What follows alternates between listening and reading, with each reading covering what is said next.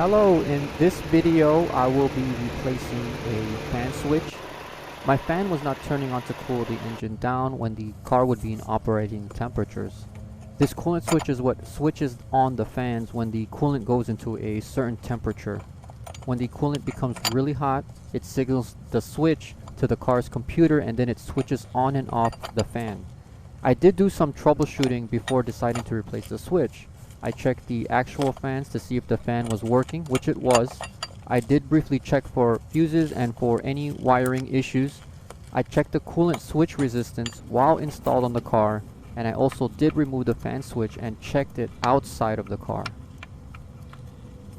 I feel that checking the fan switch outside of the car is a huge indicator to see if it is working or is not working. Checking it on the car is a good check, but it could be misleading as well. For example, if something is blocked within the cooling system and the coolant is just not reaching the fan switch, the switch won't be able to tell the fans to turn on, which could make it seem like a fan switch issue when it really is not. To check the fan switch outside of the car, I boiled some water in a pot. There are two terminals on the switch which I connected my multimeter probes to. I'm going to check for the resistance levels, and as you can see in the video, the ohms get all crazy but stays around 1.3 ohms when not touching the boiling water.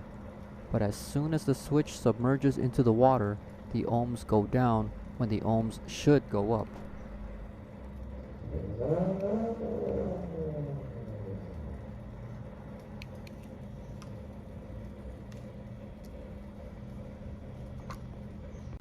As you can see here, it's stable at around 1.3 ohms. Keep in mind that the switch is not yet in the boiling water, but keep looking, and as soon as the switch goes into the water, the ohms will go down. Now that I have the switch submerged in the boiling water, as you can see, the ohms go all the way down to 0. Because the resistance levels are continuously going down, this indicates a bad cooling fan switch. Installing a new switch is pretty much the opposite of the removal of the switch. The new switch that I have is aftermarket, and so the socket or wrench size is different from the original switch that was on the car.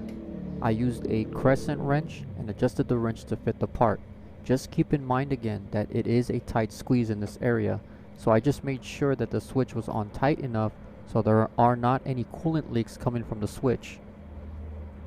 I am now installing the new switch with the crescent wrench adjusted to fit the part. I didn't have to remove any major components in the engine bay to install the switch, but I just removed a hose or two just to make some more elbow room. Now that the cooling fan switch is installed, I tested the car by turning on the car and waiting for the fans to turn on. You can also use a scan tool to monitor the temperatures. Thank you so much for watching. If you have any questions, feel free to ask, and I hope to see you in the next video.